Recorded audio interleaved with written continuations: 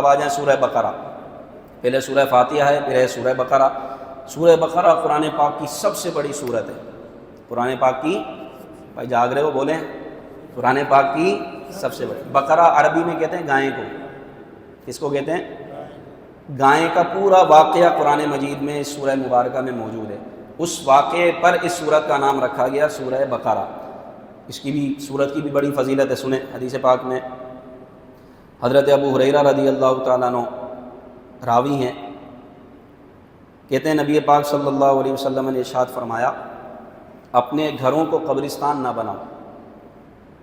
اپنے گھروں کو بہت سے لوگوں نے بنا لیا قبرستان، مطلب یعنی اپنے گھروں میں عبادت کیا کرو. عبادت کیا کرو. قبرستان میں عبادت نہیں ہوتی نا، وہاں تو مردے کو دفنا کر واپس آ جاتے ہیں. وہ بالکل خاموش کالونی ہے، اس میں کوئی عبادت نہیں ہوتی. فرمایا اپنے گھروں کو بھی اس طرح نہ بناؤ، بلکہ اس میں اللہ اور اس کے رسول کا ذکر کرتے رہا کرو، عبادت کرتے رہا کرو. اور شیطان اس گھر سے بھاگتا ہے جس میں سورہ بقرہ کی تلاوت کی جاتی ہے. یہ مسلم شریف کی حدیث ہے. ایک اور حدیث بخاری کا ابو مسعود رضی اللہ عنہ سے روایت ہے. سرکار دو عالم صلی اللہ علیہ وسلم نے ارشاد فرمایا، جو شخص رات کو سورہ بقرہ کی آخری دو آیتیں پڑھ لے گا تو وہ اسے ناگہانی مصائب سے، آفات سے کافی ہوں گی بچانے والا. سورہ بقرہ چونکہ قرآن پاک کی بہت بڑی صورت ہے، اس کے مضامین کیا کیا ہیں سنیں. یہ قرآن پاک کی سب سے بڑی صورت ہے، اور اس صورت میں جو بیان ہوا ہے وہ مرکزی مضمون اس صورت کا ہے بنی اسرائیل، یہودیوں سے خطاب ہے اس صورت میں. ان کے سارے عروج و زوال کی کہانی ہے. بنی اسرائیل پر جو جو اللہ نے انعامات کیے ان کو ذکر فرمایا. ان انعامات کے مقابلے میں بنی اسرائیل کی ناشکریاں، بنی اسرائیل کے جرائم جیسے بچھڑے کو معبود بنا لینا، سرکشی اور عناد، حضرت موسیٰ علیہ السلام سے طرح طرح کے مطالبے کرنا، سوالات کے عقائد و نظریات کو اپنا لینا، ان خباثتوں کو اللہ نے ان کی بیان فرمایا. اور مسلمانوں کو یہودیوں کی دھوکہ دہی سے اس صورت میں آگاہ کیا گیا کہ یہودیوں کے طریقے پر نہ چلیں. چنانچہ پہلی 5 آیتیں جو ہیں نا، اس کی پہلی 1 سے 5 تک جو آیتیں، اس میں قرآن پاک کی صداقت، حقانیت پر اور اس کتاب کے ہر طرح کے شک و شبہ ہونے سے پاک ہونے پر بیان کیا گیا، اور متقین کے اوصاف بیان کیے گئے پہلی 5 آیتوں میں. پھر 6 سے 20 آیتیں، یعنی ٹوٹل 14 آیتوں میں قرآن پاک میں شک کرنے والے کفار سے، یعنی قرآن پاک سے جو ہدایت حاصل کرتے ہیں ان متقین کے اوصاف کو ذکر فرمایا، اور پھر اس کے بعد کافروں کا ذکر فرمایا، اور پھر منافقین کا ذکر فرمایا 14 آیتوں میں، یعنی 6 سے لے کے 20 تک. پھر آ جائیں 22 سے لے کے 29 تک، آیت نمبر 22 سے لے کے آیت نمبر 29 تک. قرآن پاک میں جو شک کرنے والے تھے اور قرآن کو اللہ کی کتاب نہیں مانتے تھے، ان کے بارے میں قرآن پاک نے بیان کیا. اور قرآن نے ایک چیلنج دیا ان آیت میں. آیت نمبر 22 سے 29 آپ پڑھیں گے تو اس آیت مبارکہ میں کافروں کو چیلنج دیا گیا کہ اگر تم قرآن کو نہیں مانتے تو پھر اس کی مثل کو لے کر آؤ، اس جیسا بنا کر لے کر آؤ. ٹوٹل یہ 7 آیات ہیں جو اس بارے میں ہیں کہ قرآن اللہ کا کلام ہے اور اس کی مثل تم بنانے پر قادر ہی نہیں ہے، اس کی مثل کوئی صورت لا ہی نہیں سکتے. آیت نمبر 22 سے 29. پھر 29 سے لے کے 39 تقریباً 10 آیات. یہ 10 آیتیں نبی پاک صلی اللہ علیہ وسلم حضرت آدم علیہ نبینا علیہ السلام کی تخلیق کا واقعہ بیان کیا گیا، ان کو خلیفہ بنانے کا واقعہ بیان کیا اس میں، اور فرشتوں کے سامنے آپ کی شان کو ظاہر کرنے کا واقعہ کہ سارے فرشتوں نے آپ کو سجدہ کیا. یہ آیت نمبر 29 سے 39 10 آیتوں میں بیان فرمایا. پھر 39 سے لے کے 123 آیتیں، یعنی 39 سے لے کر آیت نمبر 123 تک ٹوٹل یہ 84 آیتیں بنتی، 84 آیتیں.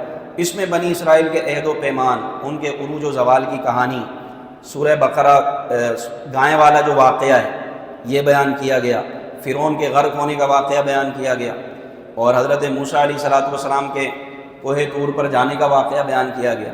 تو یہ 84 آیتوں میں آیت نمبر 39 سے لے کے آیت نمبر 123 اس میں یہ بیان کیا گیا. 123 سے 131 تک، آیت نمبر 123 سے 131 تک خانہ کعبہ کی تعمیر اور حضرت ابراہیم علیہ السلام کا ذکر کیا گیا. کعبۃ اللہ شریف کو آپ نے تعمیر کیا، پھر وہاں کھڑے ہو کر آپ نے دعا کی.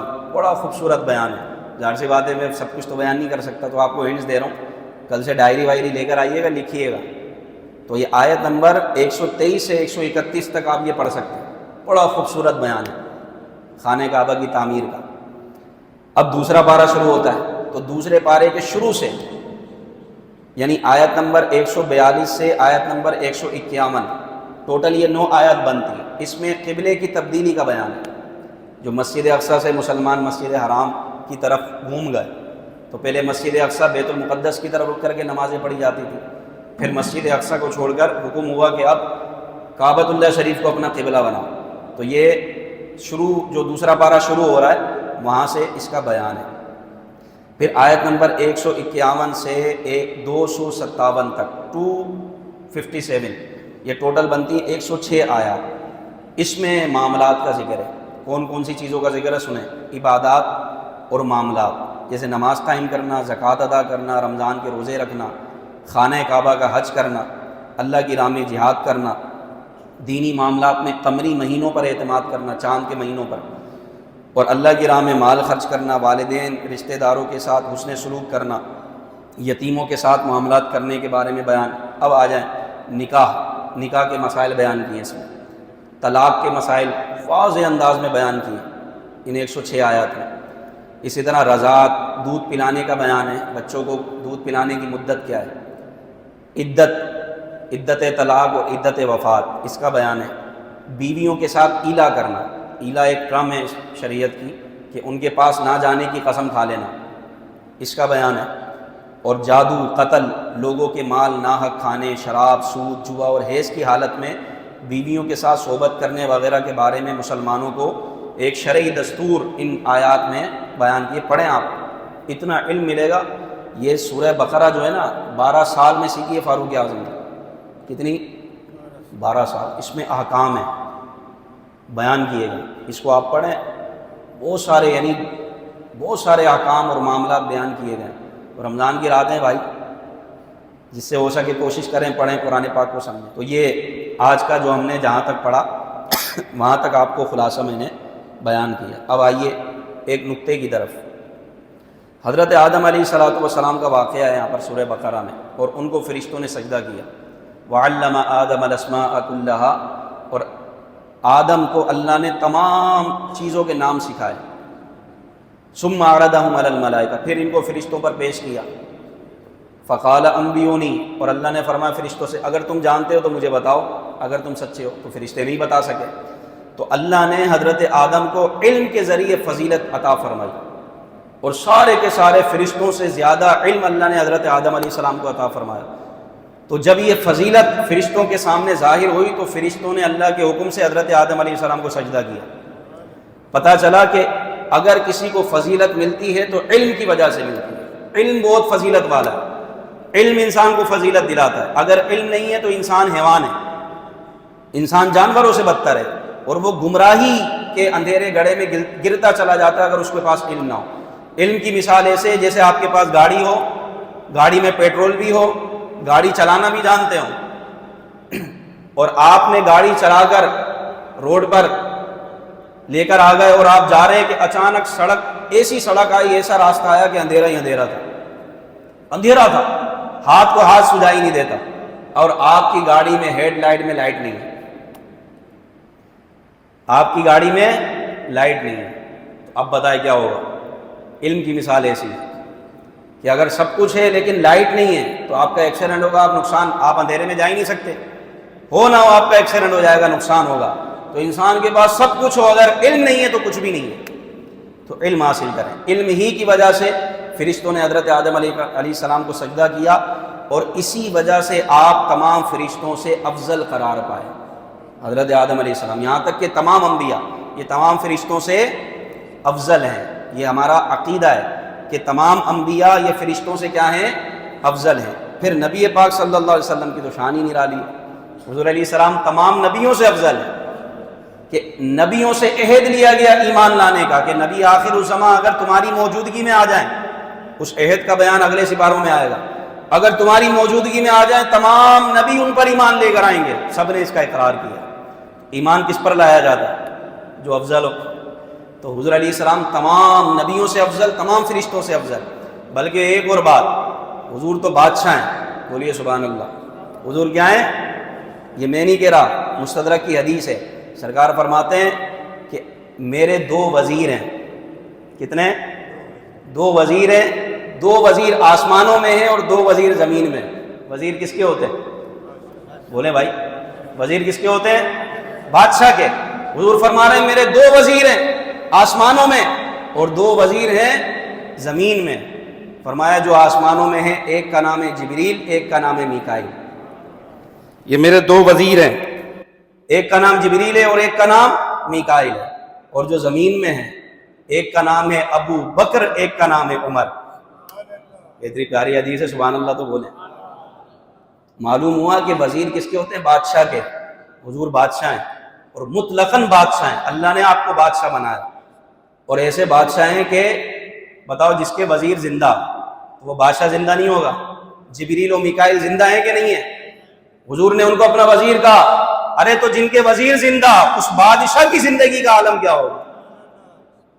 وزیر زندہ ہے تو حضور بھی اپنی قبر انور میں زندہ ہیں. اس لیے اعلیٰ فرماتے ہیں تو زندہ ہے واللہ، تو زندہ ہے واللہ، میری چشم عالم سے چھپ جانے والے. اور مجھے مولانا حسن رحمۃ اللہ علیہ کا ایک شعر یاد آ رہا ہے کہ حضور ایسے بادشاہ ہیں کہ بڑے بڑے بادشاہ آتے ہیں تو وہ بھی بھکاری بن جاتے ہیں. ایسے بادشاہ ہیں، ایسے سخی ہیں کہ آپ سب کو نواز رہے ہیں. وہاں بارگاہ رسالت میں کوئی بادشاہ بھی بادشاہ بن کر نہیں آتا بلکہ ادنا خادم بن کر آتا ہے. تو ایک بڑا پیارا شعر ہے کہ حضور علیہ السلام کا صدقہ بٹ رہا ہے، حضور کی سخاوت آج بھی بٹ رہی ہے اور سب کو مل رہی ہے. اللہ اکبر. نبی پاک صلی اللہ علیہ وسلم ایسے بادشاہ ہیں کہ آپ کی سخاوت سے دنیا اب بھی حصہ پا رہی ہے، اب بھی حصہ پا رہی ہے. حسن ہے ان کی سخاوت کی دھوم عالم میں، حسن ہے ان کی سخاوت کی دھوم عالم میں کہ باڑا بٹ رہا ہے فیض پہ سرکار عالم. تو نبی پاک صلی اللہ علیہ وسلم کی شان بڑی نرالی ہے. اللہ پاک ہمیں حضور علیہ السلام کی شریعت پر مضبوطی کے ساتھ عمل پیرا ہونے کی توفیق عطا فرمائے. اور ایک بنی اسرائیل کی غربت و ذلت کا یہاں پر بیان کیا گیا. اچھا ایک اور نقطے کی بات میں عرض کر دوں، آخری بات ہے پھر انشاءاللہ اس کے بعد دعا ہوگی. وہ یہ کہ اسلام میں جبر نہیں ہے. آپ نے بہت سارے لبرلوں سے سنا ہوگا اسلام میں سختی نہیں ہے. تو اس کا مطلب یہ تھوڑی ہے بندہ شراب پی کے ٹون ہو جائے. اس کا مطلب ہرگز نہیں ہے. یہ نہیں ہے کہ اسلام میں نرمی ہے تو بے شرم ہو جاؤ اور جو چاہے کرو. صحیح ہے. اب بنی اسرائیل نے اللہ تبارک و تعالیٰ کے نبی حضرت موسیٰ علیہ السلام سے مطالبہ کیا کہ ہمیں کوئی کتاب تو لا کر دیں، ہم عمل کیسے کریں گے؟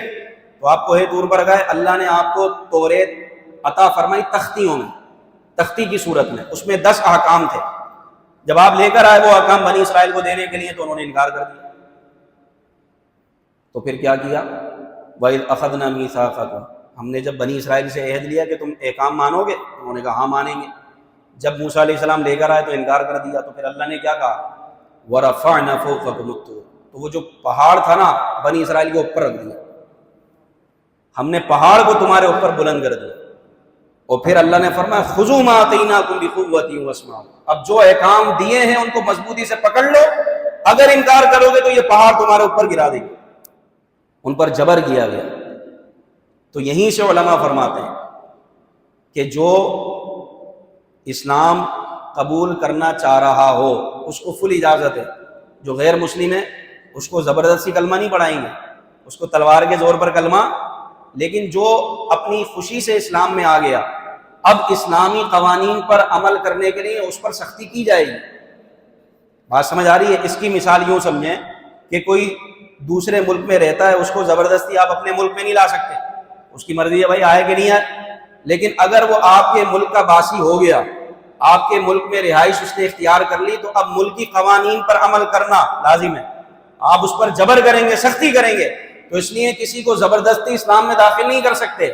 لیکن جو اسلام میں بخوشی آ گیا، اب اسلامی قوانین اور احکامات پر عمل کرنے کے لیے زبردستی کرنا عین اسلام ہے، یہ اسلام کے خلاف نہیں ہے. اب زبردستی کا مطلب یہ بھی نہیں ہے کہ اٹھا کے قتل کر دو، اس کو جو ہے نا زد و کوب کیا جائے گا، اس پر سختی کی جائے گی. جیسے کہ حدیث میں بچہ 7 سال کا ہو جائے تو تلقین کرو نماز پڑھنے کی، نہیں تو پھر مار کر نماز پڑھو.